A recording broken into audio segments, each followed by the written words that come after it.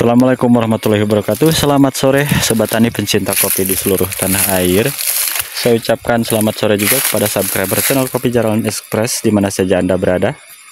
Baik sobat tani, pada kesempatan sore kali ini saya sedang kunjungan di kebunnya Bapak Untung. Ya. Yang mana untuk kebun Bapak Untung ini berada di ketinggian 700 mdpl ya dari permukaan air laut. Dan untuk buah sudah selesai dipanen dan ini nampaknya sudah selesai dipangkas ya. Bisa sobat tani semua saksikan, ini sudah selesai dipangkas dan panennya pun sudah selesai. Oke, ya. Baik sobat tani, jadi untuk yang akan saya sharingkan kembali untuk penyimpanan bahan ya. Untuk penyimpanan bahan lanjutan di tahun 2027. Jadi jangan dulu melakukan penyimpanan bahan ya setelah pemangkasan seperti ini. Jangan dulu melakukan penyimpanan bahan, nanti kita harus kasih jeda. Ini kan bulan 6 ya. Jeda 3 bulan, nanti di titik tumbuh bulan 10, maka bulan 11 baru satu ruas seperti ini. Ketika sekarang muncul tunas seperti ini atau bahan satu ruas ini, maka harus kita wiwil ya, kita bersihkan semua seperti itu sobat tani. Dan jika ada yang bertanya, Mas kenapa kok kelihatannya lama banget ya, ada jeda sekitar 2 tahun, ini masih tahun 2025. Kenapa untuk penyimpanan calon bahan tahun 2027 harus di tahun 2025 ini ya, di bulan 10 nanti ya. Jadi begini ya sobat tani, untuk calon pembuahan di tahun 2026, maka yang sudah kita simpan sekarang ini ya. Nah ini contohnya, ada yang sudah melakukan pembungaan awal nih di suhu 700 mdpl. Ada yang sudah melakukan pembungaan awal dan ada yang masih hamil nih, calon pembungaan kedua ya, seperti itu. Maka inilah untuk calon tahun 2026 nya. Nah maka dari itu untuk calon 2027 nya ya, nanti bahannya nunggu di bulan 10 titik tumbuhnya. Seperti itu sobat tani pengertiannya. Dan sejatinya jika kita paham cara perawatan kopi itu indah ya sobat tani. Kenapa saya katakan indah? Jadi artinya tidak saling mengganggu satu sama yang lainnya. Contoh, jika sobat tani melakukan penyimpanan dini dari sekarang setelah pemangkasan, mungkin yang ada di posisi di Bengkulu, baik Kepulauan Jawa yang sudah selesai pemangkasannya, jika sudah melakukan penyimpanan dari sekarang, contoh tunas yang sebesar ini tidak dibersihkan, maka ketika di bulan 10 ini kan sekarang baru satu ruas di bulan 6, nanti di bulan 10 sudah terdeteksi 5 ruas tuh untuk bahan yang sebesar ini. Jika kita pertahankan sekarang, otomatis tuh sobat tani ya, akan mengganggu ke pembuahan nih ya, akan mengganggu pembuahan di tahun 2026 nya, karena untuk bahan yang disimpan untuk tahun 2027 terlalu dini. Jadi selain akan terjadi bahan penyelang, maka akan terjadi juga saling mengganggu antar bahan calon buah dan bahan calon tahun 2027 seperti itu sobat tani. Nah, jika ada yang bertanya, Mas kok bisa mengganggu? Mengganggunya ke apanya? Jadi akan mengganggu ke pembungaan ya sobat tani. Jika kita tidak wiwil nih bahan yang segede ini dari sekarang, akan terjadi kurang normal dalam hal pembungaannya. Bahkan ada yang terjadi pembusukan bunga, bahkan pecah dompol. Itulah penyebabnya ya sobat tani, karena yang diharuskan sejatinya untuk dari pemangkasan yang sudah rapih dari bulan 6 sekarang, atau yang sudah selesai pasca panennya, itu belum boleh melakukan penyimpanan bahan ya. Jadi ada jeda 3 bulan dari sekarang, 7, 8, 9, 10 ya, baru melakukan penyimpanan kembali di titik tumbuh bulan 10. Maka bulan 11 itu baru satu ruas seperti ini. Nah, jika bulan 11 baru satu ruas seperti ini, biasanya untuk bahan B0 yang kita simpan sekarang ini sudah motoyuyu dan sudah besar ya buahnya.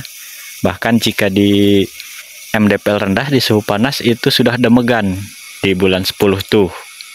Kalau di MDPL tinggi di bulan 10 itu biasanya baru motoyuyu dan mengeluarkan pupus baru ya Sobat Tani. Jadi barulah kita melakukan penyimpanan bahan dan barusan titiknya saja. Seperti itu. Jadi untuk pembungaannya akan normal.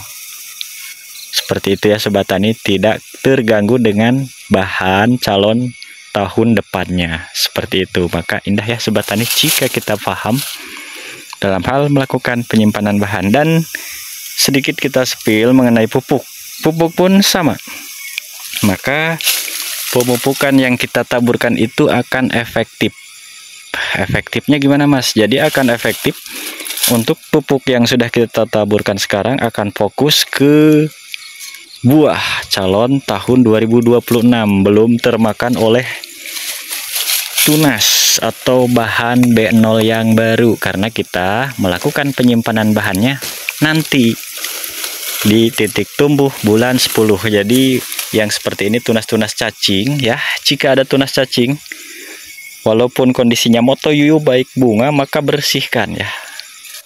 Jadi untuk pupuk pun akan terfokuskan ke bahan calon buah tahun 2026-nya. Tidak ada yang mubazir ya Sobat Tani. Nah, maka dari itu kita spillkan juga, walaupun kita memberikan pupuknya itu sedikit, akan efektif ya Sobat Tani. Itulah solusi bagi kita yang modalnya ya masih pas-pasan, seperti itu ya Sobat Tani. Dan makanya sering kita spillkan, sering bagikan sharing untuk Sobat Tani kita semua yang selalu stay tune seluruh Indonesia tanpa terkecuali Sabang sampai Merauke tentunya. Bagi yang mau melakukan pemupukan kimia ya, itu tidak perlu kita banyak-banyak. Seperti contoh, pohon segede ini kita tabur 1 piring, itu kurang efektif menurut saya. Sedikit tapi kita itu rutin ya Sobat Tani, yang mana kekuatan anjuran dosis kimia itu 4 bulan sekali kita melakukan pemberian unsur haranya. Maka dalam 1 tahun itu kita kasih 3 kali ya. Yang penting rutin.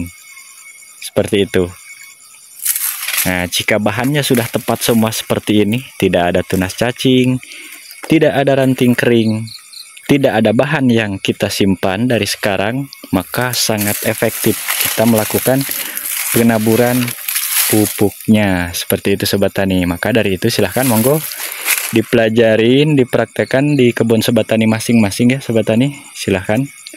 Dan jangan sampai ketinggalan untuk step by stepnya ya.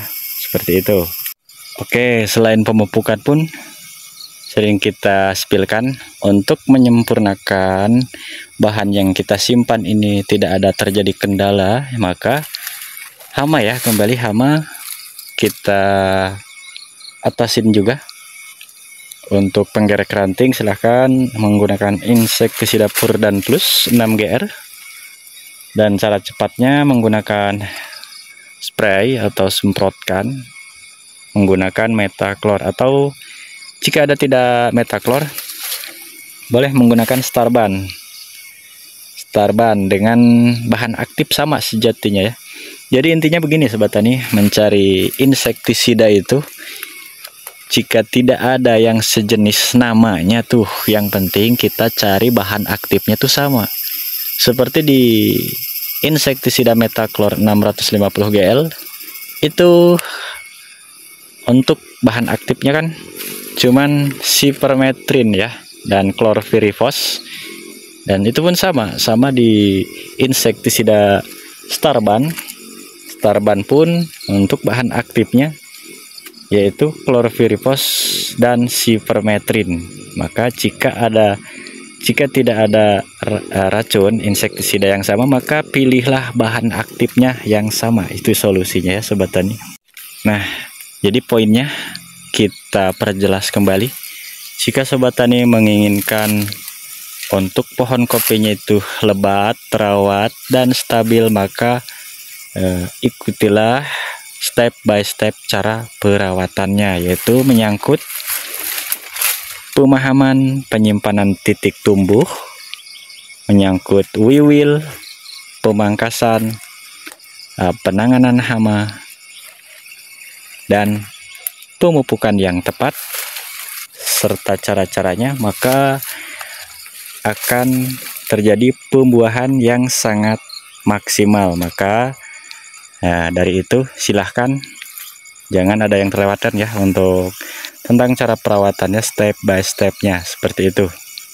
Dan jika ada yang masih belum paham untuk tentang tutorialnya, silahkan selalu stay tune, selalu ikutin terus untuk channel Kopi Jalan Expressnya, karena untuk channel Kopi Jalan Expressnya selalu update setiap hari ya Sobat Tani, tentang pemupukan, penanganan hama, dan penyimpanan bahan. Seperti itu ya Sobat Tani.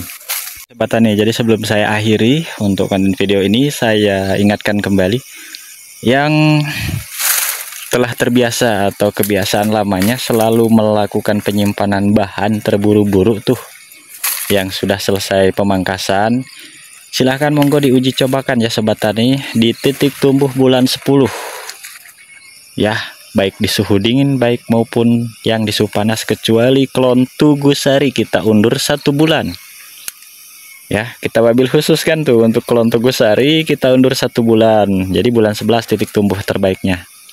Seperti itu, monggo diuji cobakan. Dan jika masih belum percaya atau ragu tuh dan meragukan, maka uji cobakan ada 20 pohon saja yang penyimpanan bahan di titik tumbuh bulan 10-nya. Seperti itu. Yang lainnya terserah, monggo pilihan ada di Sobat Tani semuanya. Seperti itu ya Sobat Tani. Baik Sobat Tani dan teman-teman, mengingat durasi cukup lumayan panjang, jadi untuk konten video kali ini saya akhiri dulu sampai di sini.